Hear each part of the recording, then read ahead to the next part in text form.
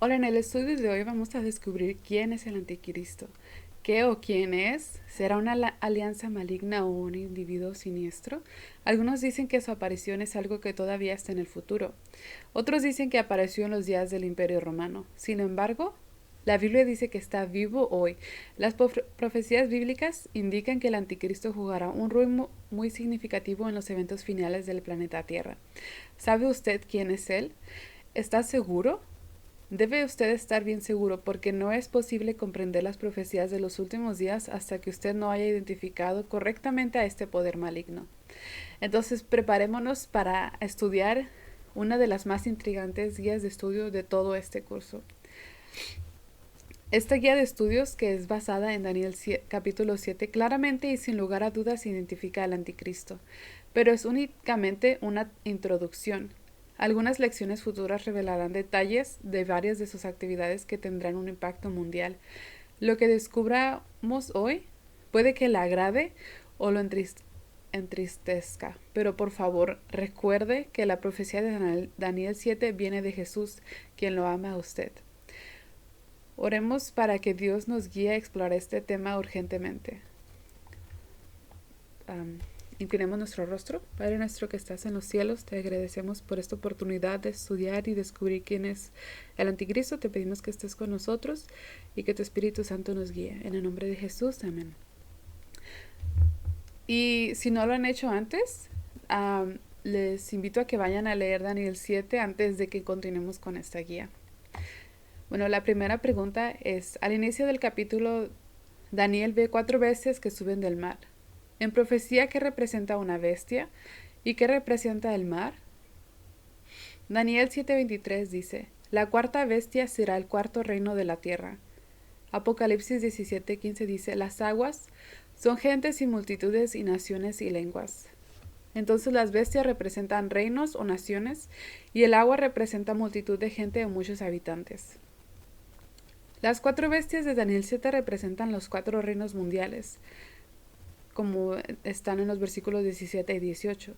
En Daniel 7:4 Babilonia, el primer reino, como dice en Daniel 2:38 y 39, está representado como un león, que también lo podemos ver en Jeremías 4:7, 50:17 y 43 y 44. Allí aparece también Babilonia como león. ¿Qué significa las alas de águila? ¿Qué representan los 4 vientos del versículo 2? Deuteronomio 28:49 dice, Jehová traerá contra ti como águila. Y en Jeremías 25:32 y 33, así ha dicho Jehová de los ejércitos, grande tempestad se levantará de los fines de la tierra, y yacerán los muertos de Jehová en aquel día desde un extremo de la tierra hasta el otro. Entonces las alas de águila representan velocidad, como también lo podemos ver en Jeremías 4:13 y Habacuc 1:6-9.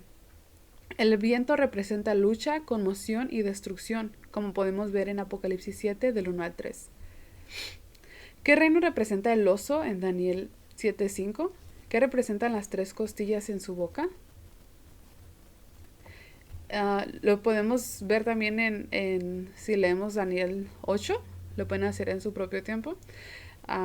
Notemos que las bestias en el capítulo 8 son paralelas con las del capítulo 7.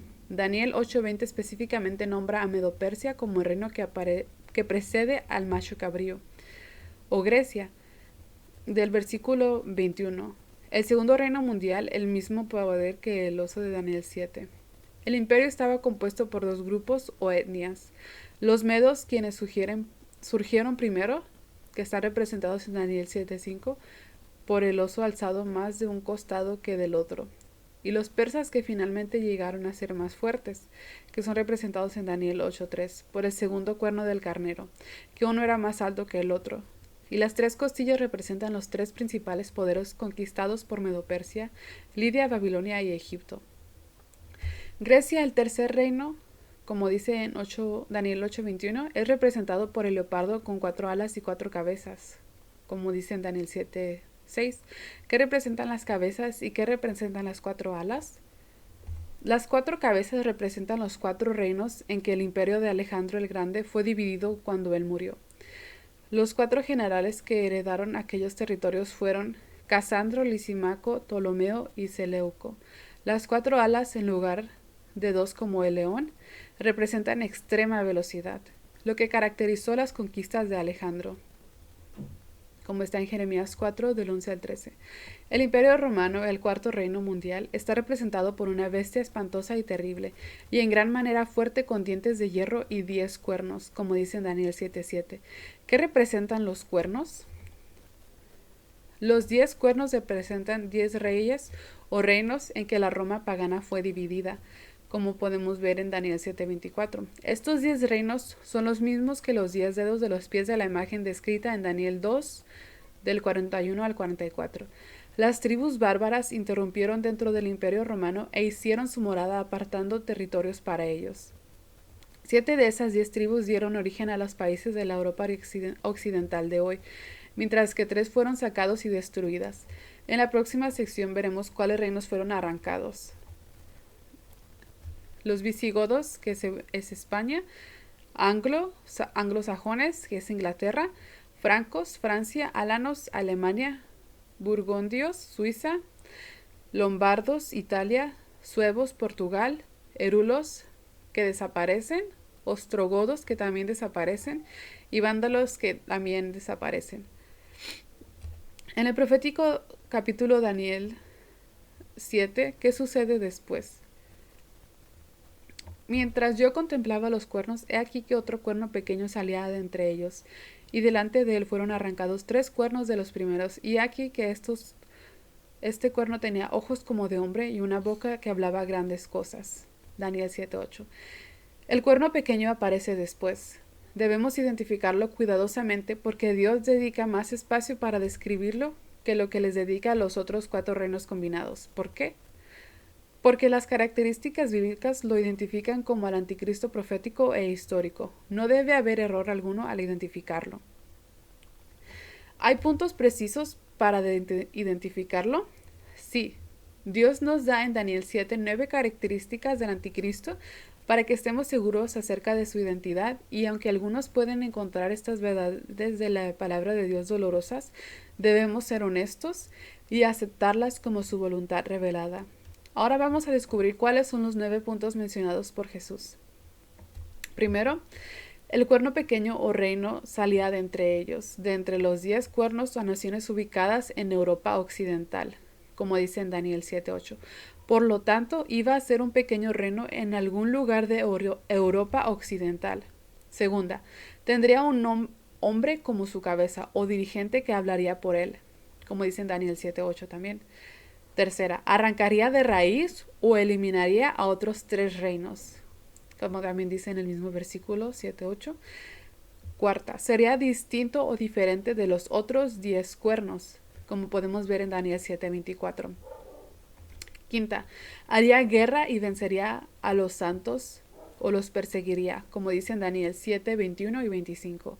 Sexta, surgiría del imperio de la Roma pagana, cuarto reino mundial, como dice en Daniel 7:7 y 8.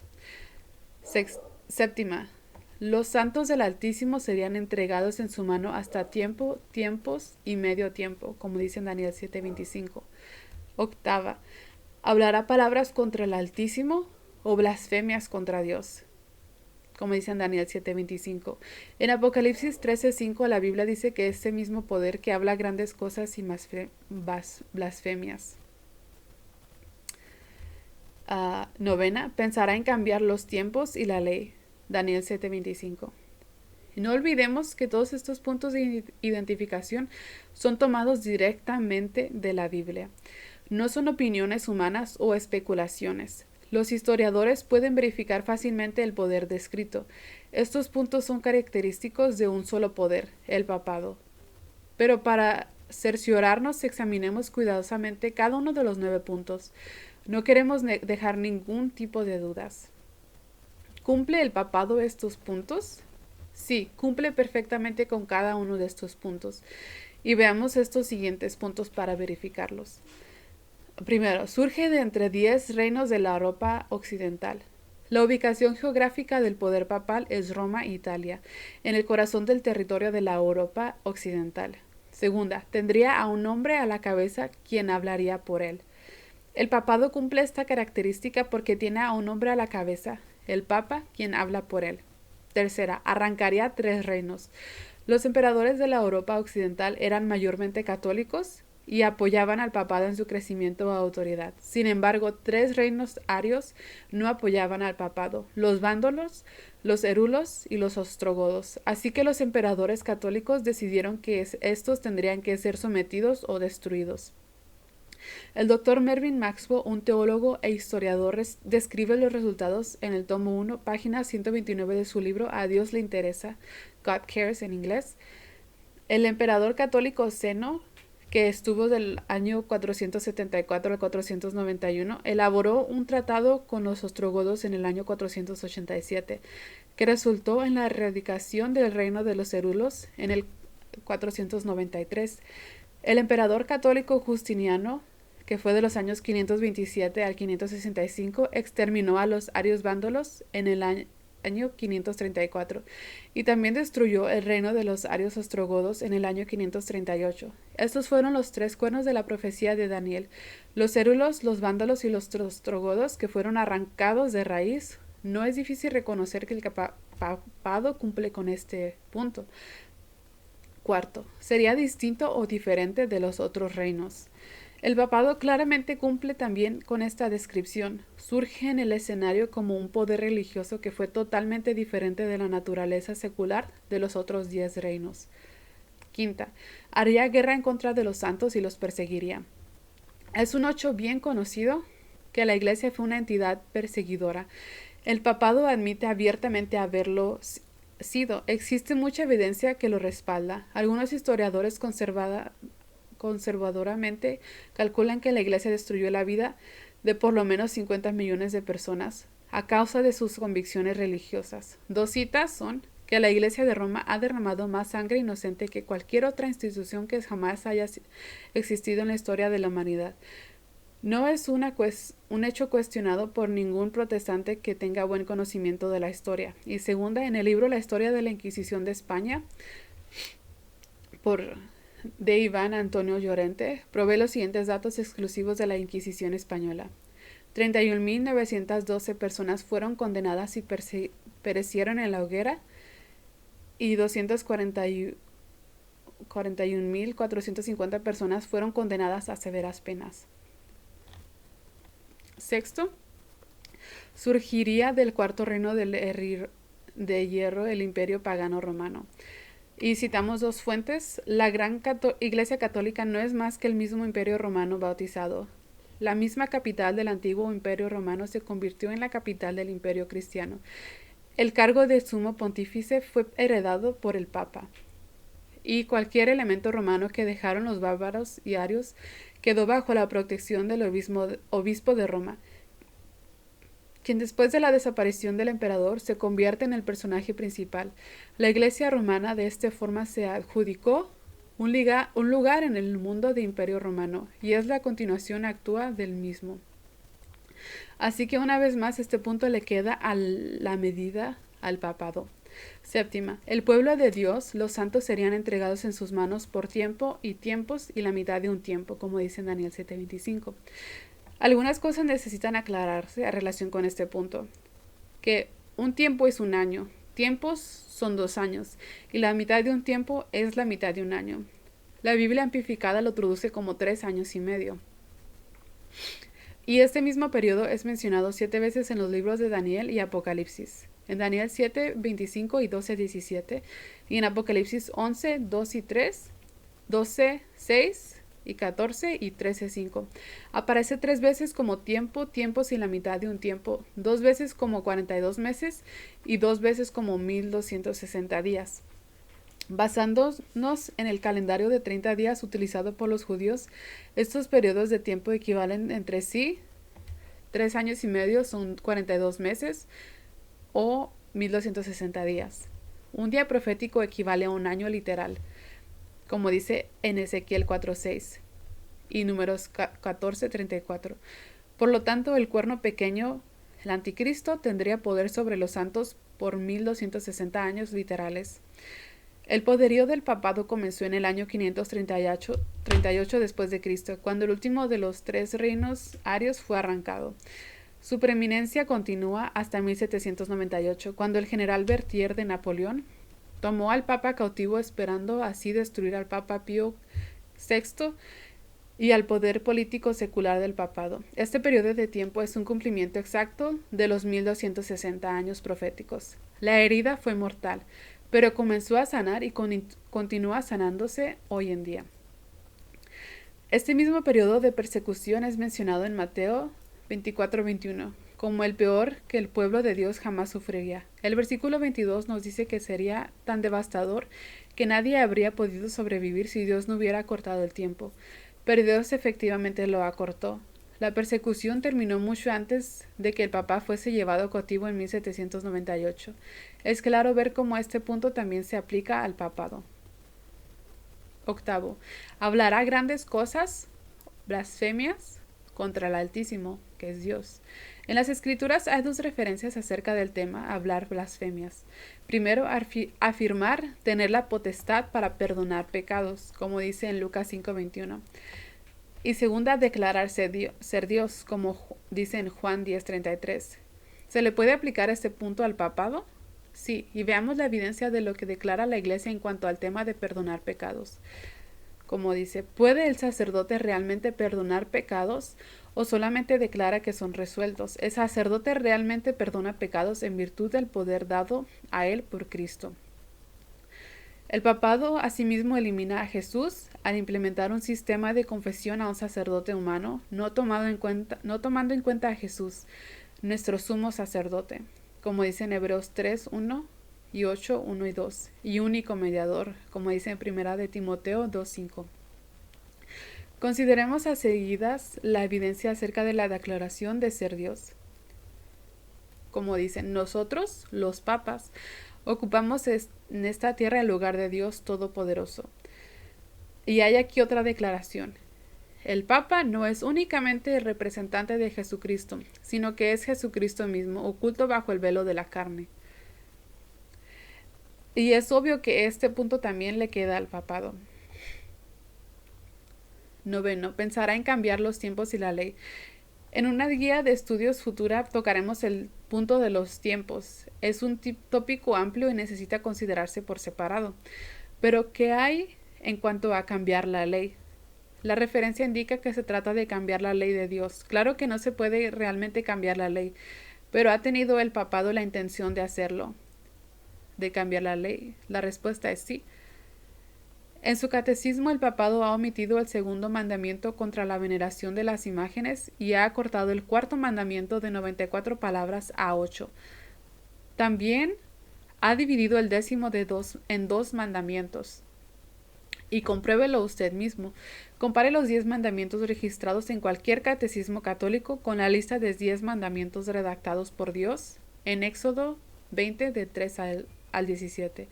No hay lugar a dudas que el poder del cuerno pequeño del capítulo 7 de Daniel, el anticristo, es el papado.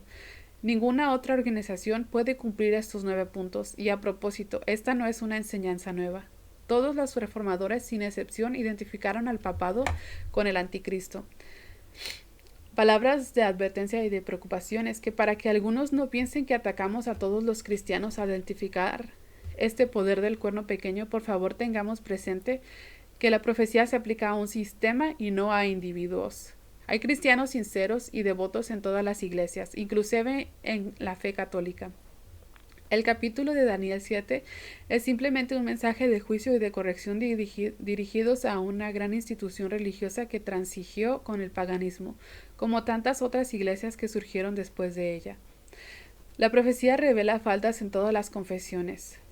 Las otras profecías indican la falta de la fe protestante y de la judía. Dios tiene creyentes genuinos en todas las religiones.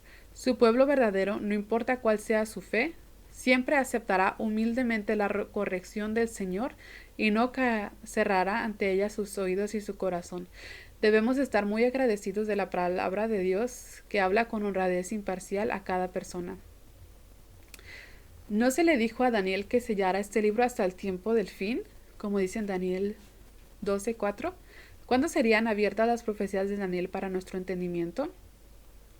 En Daniel 12:4 se le dijo al profeta que sellara parte del libro hasta el tiempo del fin. En el versículo 6, una voz del ángel preguntó: ¿Cuándo será el fin de estas maravillas? El versículo 7 dice: será por tiempo y tiempos y la mitad de un tiempo. El ángel le asegura a Daniel que la porción del libro que tenía que ver con las profecías del tiempo del fin serían abiertas después de la terminación del periodo de los 1260 años, periodo del control papal, dato que aprendimos anteriormente en esta guía de estudio. Así que el tiempo del fin comenzó en el año 1798. Obviamente el libro de Daniel tiene mensajes cruciales del cielo para hoy, para nuestro tiempo. Es algo que sin falta debemos comprender.